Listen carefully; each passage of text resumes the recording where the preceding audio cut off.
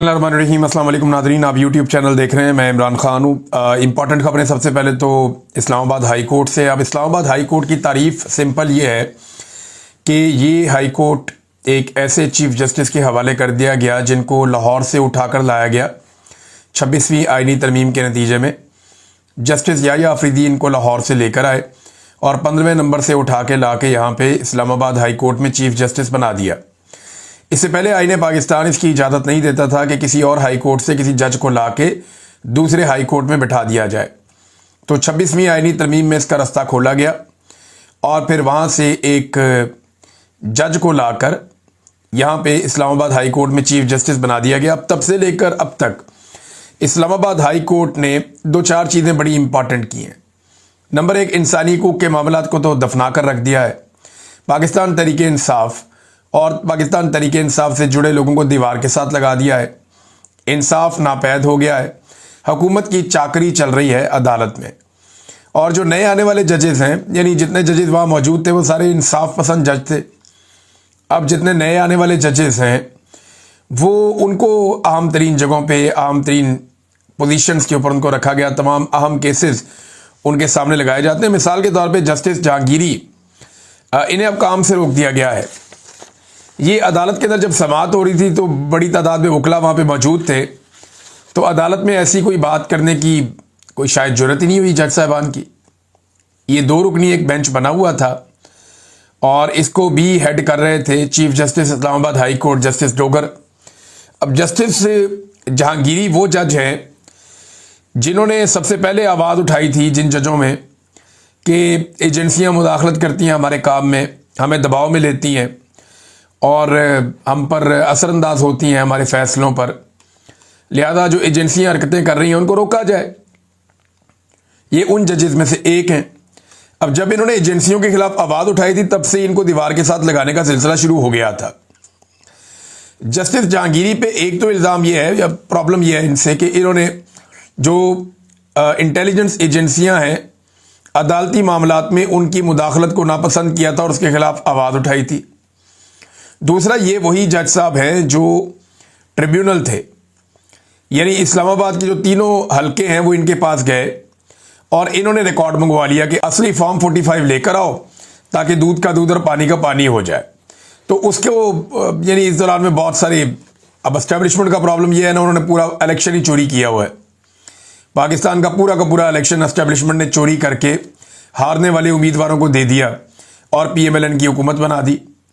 अब ये जो है इस पे आर्टिकल 6 लगता है, ये संगीन गद्दारी का मुकदमा है। अब एस्टेब्लिशमेंट इससे बचना भी चाहती है। तो जस्टिस जहांगीरी जो है वो इसमें इंसाफ देने लगे थे और इस्लामाबाद की तीनों सीटों पे धांधली साबित होने लगी थी। और मैं आपको उन दिनों में ये कह रहा था कि अगर ये बंद टूट गया तो बहुत बड़ा सैलाब आएगा, फिर बाकी जगहों पे भी इंसाफ हो सकता है। लेकिन ये रास्ता बंद करने के लिए जस्टिस जहांगीरी के ऊपर एक इल्ज़ाम लगा दिया जी कि इनकी जो डिग्री है वो जाली है। मिसाल के तौर पे जब ये वकील बने तो इनकी डिग्री तब जाली नहीं थी। जब ये डिप्टी प्रोसिक्यूटर बने तब भी डिग्री ठीक थी। जब ये डिप्टी अटॉर्नी जनरल बने तब भी डिग्री ठीक थी। जब एडवोकेट जनरल बने तब भी डिग्री ठीक थी। इस्लामाबाद हाई कोर्ट का जज बन गए तब भी डिग्री ठीक थी।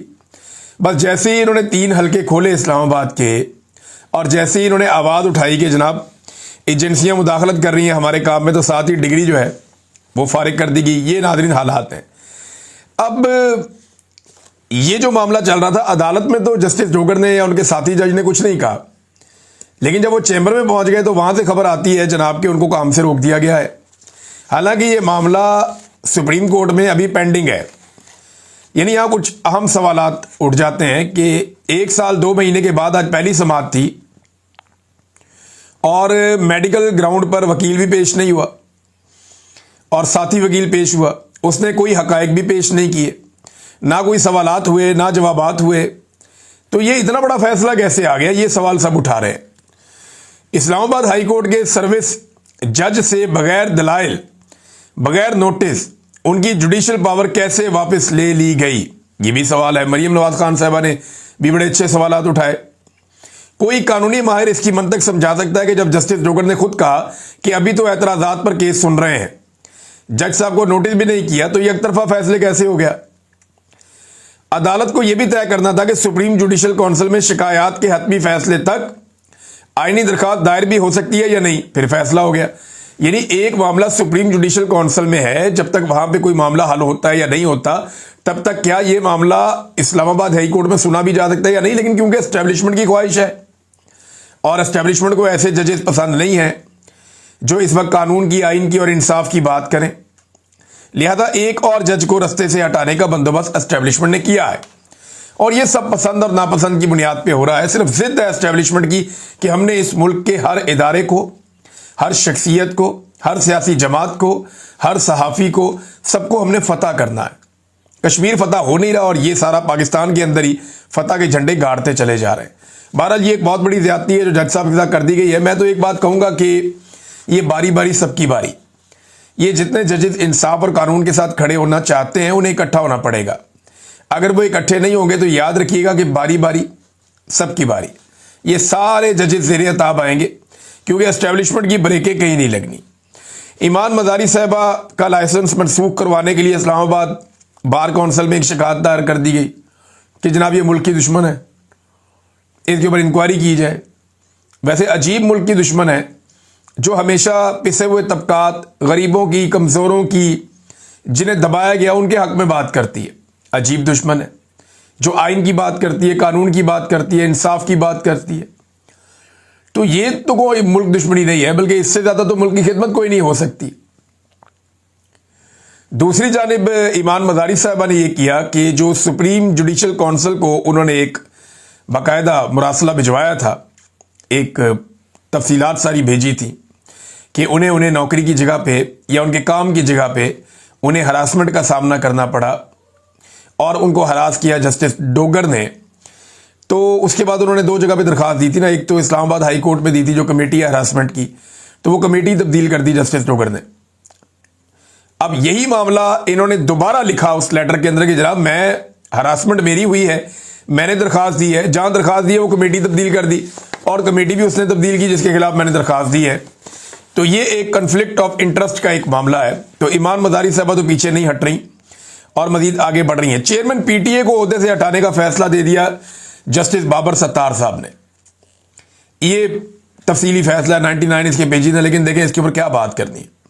कल जस्टिस डोगर बैठेंगे दोबारा और एक डीबी बिठाएंगे और इस फैसले को उड़ा देंगे। ज्यादा 1 2 3 दिन 4 दिन ये फैसला नहीं टिकेगा, इसलिए कि इंसाफ और कानून के मुताबिक होने वाला हर वो फैसला जो पाकिस्तान की मिलिट्री एस्टेब्लिशमेंट को या किसी रिटायर्ड जर्नैल को भी सूट ना करता हो, ये रिटायर्ड जर्नैल है ना चेयरमैन पीटीए, तो इसको भी अगर सूट नहीं करता तो जस्टिस डोगर है ना, जस्टिस डोगर जनाब बैठेंगे और बैठ के इसको उड़ा देंगे अपने एक साथी जज के साथ अपील में।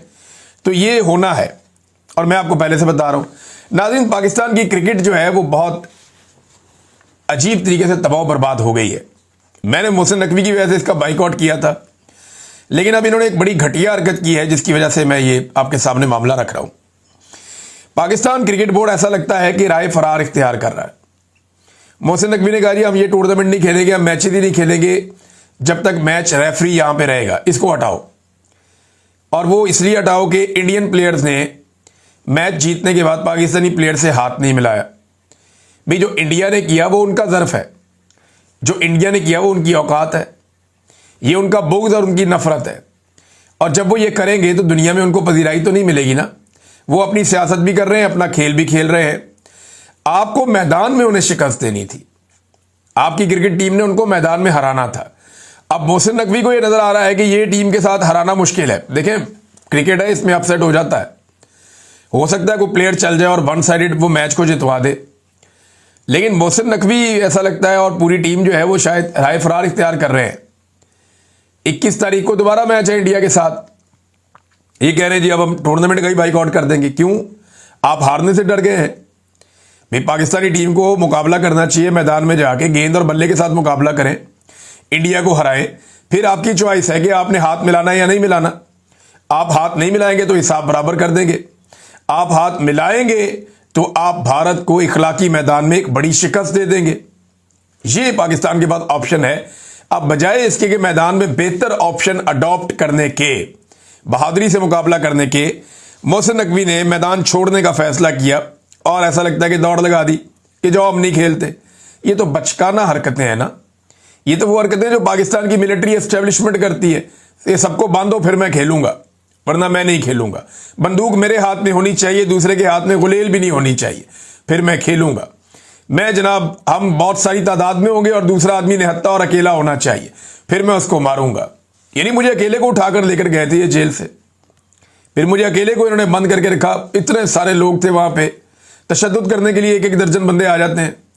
तो ये आपको मैं सिंप्लीफाई करके बताऊं कि मोहसिन नकवी ने बुज़दिली का सबूत दिया। बहादुरी तो ये थी कि अपनी टीम को कहते कि मैदान में इंडिया को शिकस्त दो और फिर इस एटीट्यूड का बदला लो।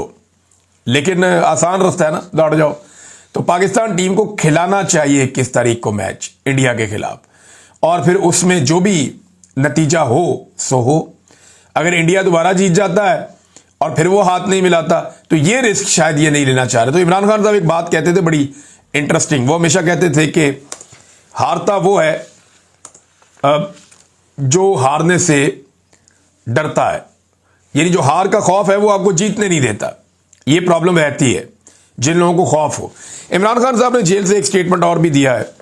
ये बैरिस्टर सैयद अली जफर साहब मिले हैं, उन्होंने कहा जी इमरान खान से तफसीली मुलाकात हुई, अल्हम्दुलिल्लाह वो खैरियत से हैं। उन्होंने सबको खैबर पख्तूनख्वा के जलसे में भरपूर शिरकत की हिदायत की है।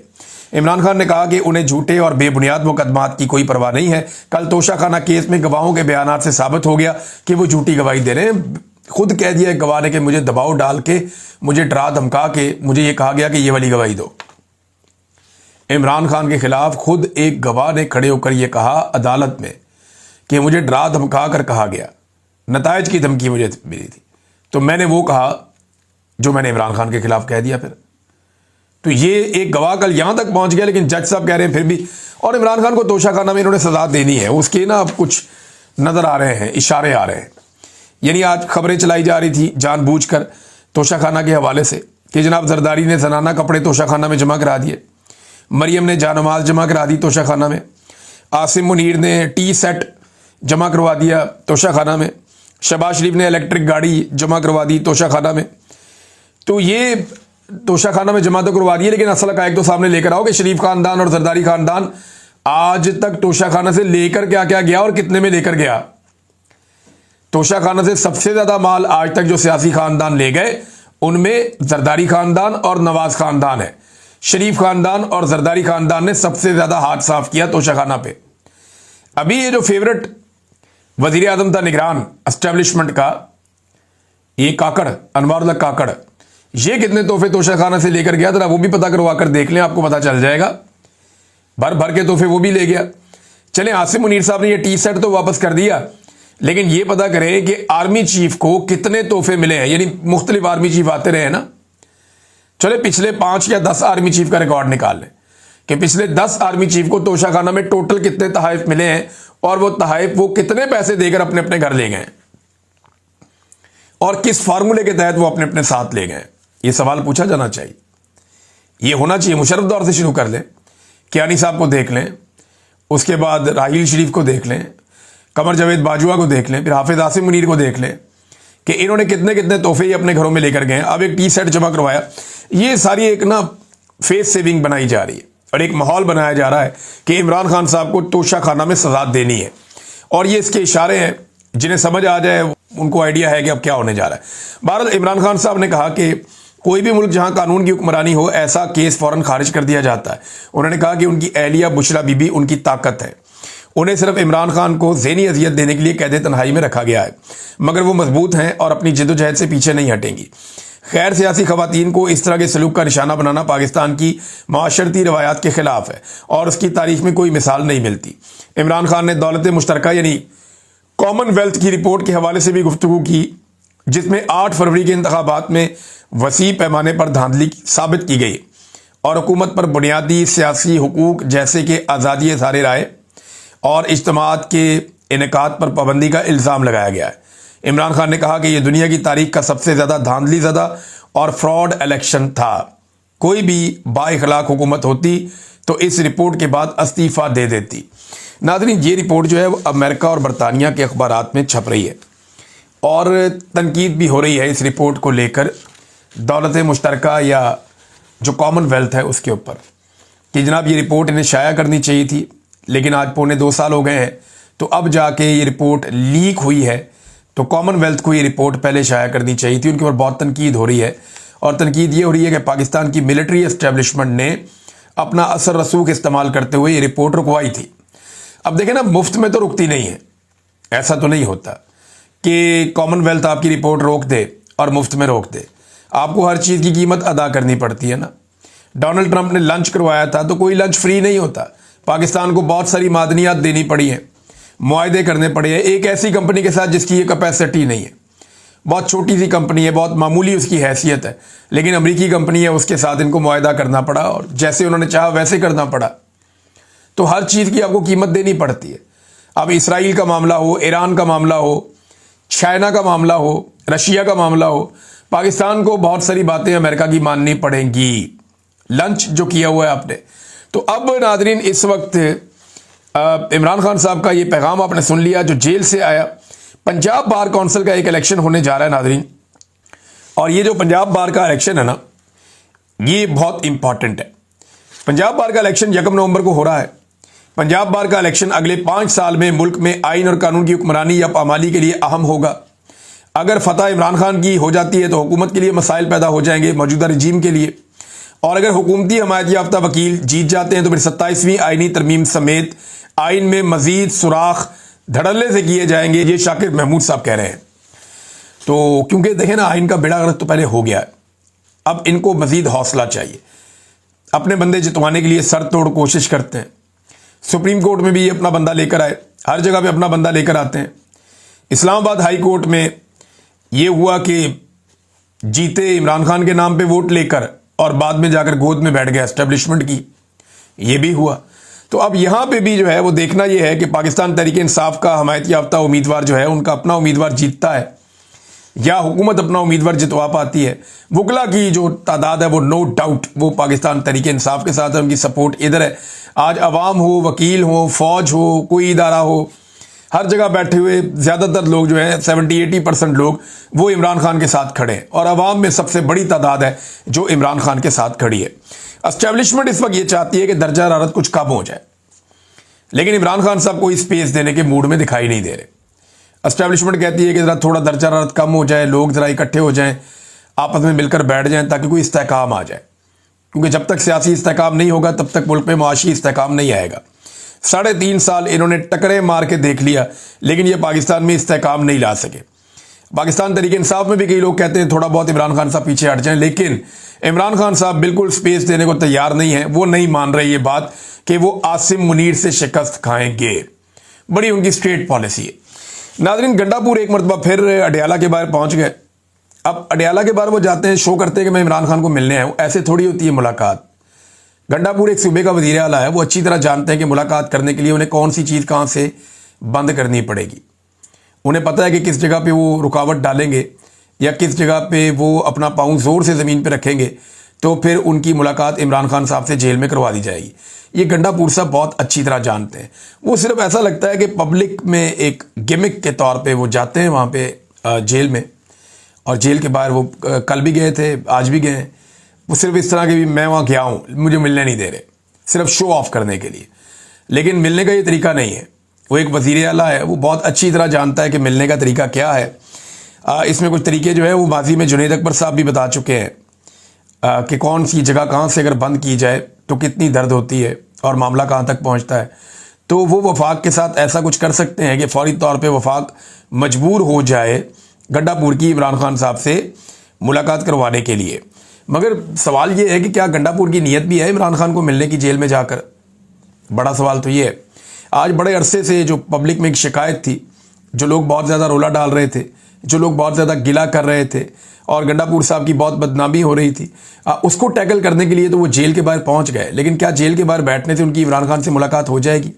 जो असल रास्ता है इमरान खान साहब से मुलाकात का, वो कहीं और उनको दबाव डालना पड़ेगा और कुछ अमली इक़दाम करने पड़ेंगे। और वो वज़ीर आला है, वो ज़्यादा बेहतर जानते हैं। मैं यहाँ पे कहूँगा तो लोग कहेंगे ये आइडियाज़ दे रहा है, ये इंस्टिगेट कर रहा है। गंडापुर खुद जानते हैं और इसके बारे में पहले बात हो भी चुकी है। नाज़रीन, ईरान ने मजम्मत नहीं की थी, मुरम्मत की थी जब इसराइल ने ईरान पे अटैक किया था। अरब ममालिक इकट्ठे हुए, इन्होंने बैठे, खाया पिया, मुज़ाकरात किए, पाकिस्तानी भी गए, सारे आ गए, और फिर बाद में एक बयानिया भी आ गया, एक स्टेटमेंट भी आ गया। लेकिन वो स्टेटमेंट यही है कि अब के मार, फिर मार के देखना, फिर हम बताएंगे। या आप ये समझ लें कि कोई बस बहुत कमज़ोर सही बयानिया था। अरब जो है ना वो बहुत समझदार है, वो कारोबार करते हैं, वो पैसा वैसा बना रहे हैं, उनके मुल्क बहुत तरक्की कर चुके हैं। वो ये जानते हैं कि उनके पास पैसा है और उनके पास दौलत है, इससे वो दुनिया को कंट्रोल करते हैं अपने आसपास। तो उन्हें लड़ने का शौक नहीं है। वो जानते हैं कि लड़ाई होगी तो बहुत नुकसान हो जाएगा, लिहाजा वो इसराइल के साथ किसी जंग में जाना नहीं चाहते। अब पाकिस्तान जैसा मुल्क या कोई इस तरह के और मुल्क हो तो वो ये एडवेंचर को एंजॉय कर सकते हैं कि ये लड़ाई हो जाए, हमारा इसमें फ़ायदा निकल आए। लेकिन अरब ममालिक मुझे नहीं लगता कि वो लड़ाई की तरफ जाएंगे। और अभी तो कुछ लोग ऐसे आइडियाज़ दे रहे हैं बहुत अजीब कि जी अरब ममालिक जो है ना पाकिस्तान की मईशत संभाल ले और पाकिस्तान उनका दिफा संभाल ले। भी ये अजीबोगरीबी बात कर दी है। पाकिस्तान उनका दिफा संभाल ले क्यों भाई? पाकिस्तान पहले अपना दिफा तो संभाल ले। अगर पाकिस्तान की ऐसी ज़बरदस्त दिफाई कुव्वत है तो हमें कश्मीर आज़ाद करवाना चाहिए ना। पहले अरबों की हिफाजत करने से पहले हमें कश्मीरियों की हिफाजत करनी चाहिए। और अरब वैसे भी आपको जितना मर्जी पैसा दे दें, आपकी जो एस्टेब्लिशमेंट है वो ये डकार जाएगी पैसा। इससे पहले पाकिस्तान को पैसा कम मिला है, पूरी दुनिया से हमने कर्जे लिए हुए हैं, दुनिया के बेशतर इदारों के और मुल्कों के हमने कर्जे देने। तो वो जिन्होंने हमें इमदादें दी हुई हैं, कर्जे दिए हुए हैं, वो इतना पैसा पाकिस्तान में आया तो पाकिस्तान कहाँ गया? कहीं भी नहीं पहुंचा। पाकिस्तान को खुद आगे बढ़ना पड़ेगा। कोई हमारी मईशत नहीं संभालेगा, हमें खुद अपनी मईशत संभालनी पड़ेगी, खुद अपने पैरों पे खड़ा होना पड़ेगा। वरना बाहर से जितना भी पैसा आएगा आपकी एस्टेब्लिशमेंट डकार जाएगी, आपको पता भी नहीं चलेगा। अब तक के लिए इतना ही। अपना ख्याल रखिएगा, अपने इस चैनल का भी। अल्लाह हाफ़िज़।